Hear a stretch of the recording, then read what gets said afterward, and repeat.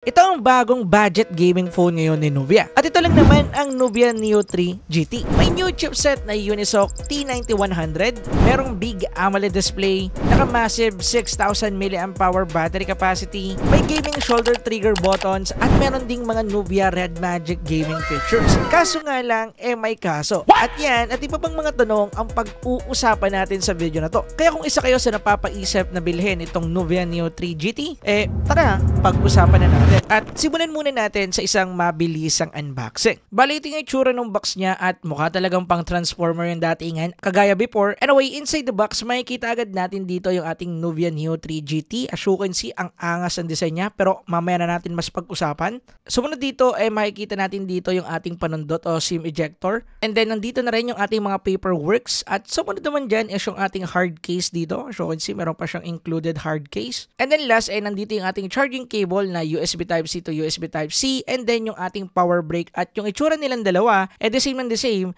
kay Red Magic. And that's pretty much it. At ito na nga, ang Nubia Neo 3 GT. At pagdating sa design neto, alam na agad natin na talagang isang gaming phone to. Nandito pa rin kasi yung signature mecha design na tinatawag nila. Ito yung ginamit nila sa Nubia Neo 2 na nireview natin before, at ganun pa rin naman yung ginamit nila sa Nubia Neo 3 series, yung Neo 3 and saka itong GT version. At yung pinagkaiba lang nila sa design, meron na pong RGB light itong ating GT version. Bali, yung mismong mecha eye nila dito na actually signature nila, malalaman agad nating Nubia kapag meron tayong matang makikita doon sa design ng phone, umiilaw na po yan. Bale, same ng ibang phone na gumagamit ng mga RGB lights or light effect, kagaya na lang ng iQOO 13 at saka ng mga nating phones, meron din naman tong interaction pagdating sa mga essential feature ng device natin. Kagaya na lang ng notification sa text, messages, call, and also kapag papasok din tayo sa gaming, at saka sometimes kapag meron tumatawag, which is maganda naman kung kayong tatanong. But to be honest, para sa akin, unnecessary to dahil nilagay lang naman talaga nila to pang-akit sa mga gamer. So, kung gamer ka, for sure ma-appreciate mo to. Pero kung ikaw yung tao na mas gusto yung simplicity ng isang device, for sure, hindi mo magugustuhan tong isang to.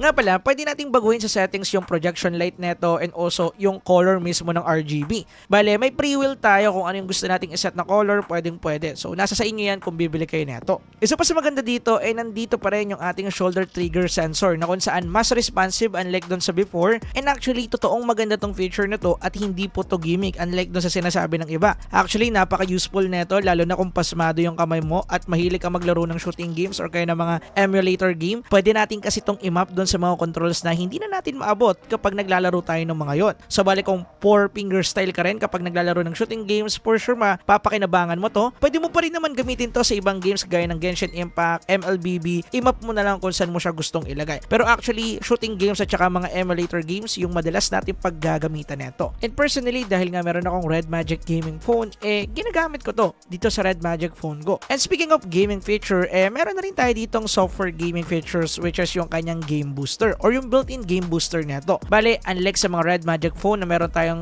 triggered button, dito mga kapare ko ay mahanap natin siya sa settings, and then dito sa loob, the same lang din ang nasa Red Magic. Lahat ng mga features na nandun, maliban na lang sa Diablo mode, nandito na rin mga kapare ko. Yung mga advancement, kagaya na lang ng performance mode, pwede natin siya piliin hanggang rise. Meron na rin tayo ditong bypass charging, cancel notification, display crosser, at kung ano-ano pa ng mga useful feature na meron sa Red Magic Game Booster. Bale, nandito na lahat yon, compact na sa loob na to. And dahil na rin nasa gaming side tayo, pag-usapan na rin natin yung gaming capability neto. Dahil for sure, isa to sa pinaka-gusto ninyong malaman.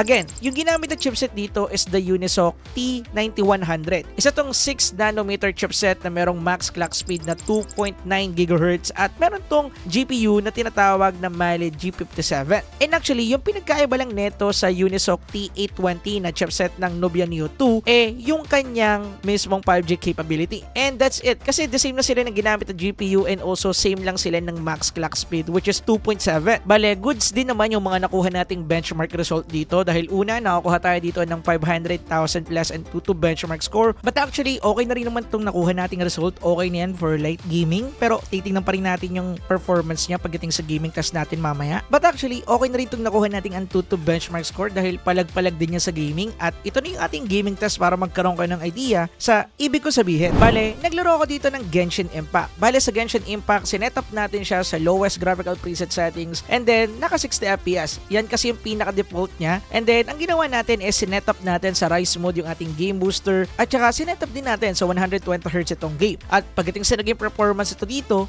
playable naman. Yun nga lang, yung FPS natin dito pabago-bago. Naglalaro siya ng 50 to 30 FPS and then madalas nagmi-maintain siya sa 30 to 35 FPS lang. Bale, hindi ko nakita at wala din pagkakataon na na-reach niya ang 60 FPS. Pero maganda dito, playable naman yung mismong game pero yung pinakamababang drop na nakuha natin dito na FPS pumalo ng 28 FPS. Pero, just I said, playable yung game, pwede nating laruin at lowest graphical preset settings and 60 FPS combo plus naka-rise mode na rin. Bale, palag-palag pa rin naman siya pagdating sa Genshin Impact but yun nga, mababa lang yung settings na capable siya. Anyway, naglaro din ako dito ng mga MOBA games sa madalas nating nilalaro kagaya ng MLBB, Wild Rift at saka ng HOK. Una nating nilaro dito is Mobile Legends. Sinetup natin to sa ultra settings and then yung performance dito decent din at maganda yung nakuha nating capability. Bale, nakakuha tayo dito ng 115 to 120 FPS. Ang pinakababa na nakita ko na FPS sa kanya pumalo siya ng 111 but ang maganda dito bumabalik din naman agad siya sa 120 kaya kung usapang MLBB lang wala tayong magiging problema sa gameplay natin dito. Smooth naman siya all the way, responsive din yung screen kaya kung bibilin mo tong phone na to para sa MLBB wala tayong magiging problema dyan. Ganyan din yung naging performance niya dito sa ating Wild Rift. Sinetup natin sa 120 FPS in high graphic settings and then dito nakakuha tayo ng decent FPS din. However, mas nagpa-fluctuate yung FPS niya dito. Although nare-reach niya pa rin naman yung 120 to 110 FPS pero most likely yung FPS niya is naglalaro ng 80 to 90 FPS lang. But actually, pagdating sa overall gaming experience natin dito sa Wild Rift, wala namang problema. Makikita mo lang din naman yung pagbabago ng frame rate natin kapag gagamit tayo ng FPS meter pero yeah, kung maglalaro lang naman tayo without FPS meter, hindi niyo mapapansin na nagda-drop to sa 80 plus FPS kasi smooth pa rin naman yung tingnan sa mga mata natin. Pagdating naman sa HOK, dito natin makikita na bago pa talaga itong Unisoc 9100 dahil wala pa tayo ditong ultra na FPS settings. Bali, nasa high pa lang tayo dito and then ito lang din yung pinakasagad na settings sa pwede nating i-setup sa kanya kaya pagdating sa gameplay natin, solid 60 FPS lang yan nakuha. Pero ang maganda dito, playable din naman yung HOK in overall. Wala din naman ako naging problema dyan in actual experience sa gaming. Kaya kung usapang HOK lang din, walang problema. Yun nga lang, mababa pa lang yung kanyang supported FPS settings. So, ibig sabihin, need pa natin magantay ng mga update para dito. Next naman natin nilaro dito is itong CODM. Meron tayong max settings na medium graphics and high frame rate. Bali, pagdating sa naging gameplay natin, okay din naman yung naging performance niya. Yun nga lang, mediocre performance dahil nakakuha lang tayo dito ng 60 FPS pagdating sa MP mode at 40 FPS naman pagdating sa BR mode. Pero ang kagandahan dito smooth naman siya sa dalawang mode na to. Goods for BR and MP, yun nga lang 40 FPS lang tayo sa BR mode. But, just I said, playable siya, wala namang problema kung okay yung tatanungin dahil wala naman tayo natala dito na abnormal frame drop. Which is para sa akin, kung usapang CODM man lang, kung MP yung lalaroin ninyo, goods na goods na siya, pero mediocre performance lang. Anyway, pagdating naman sa thermal neto, medyo nagulat din ako sa nakuha nating resulta. Alam naman natin na hindi ganong kalakasan yung chipset neto, so dapat mababa yung makukuha nating thermal. However, iba yung naging scenario dito. Nakakuha kasi tayo ng 43 to 44 degrees Celsius pagdating sa Genshin Impact. As in, lowest graphical preset settings and then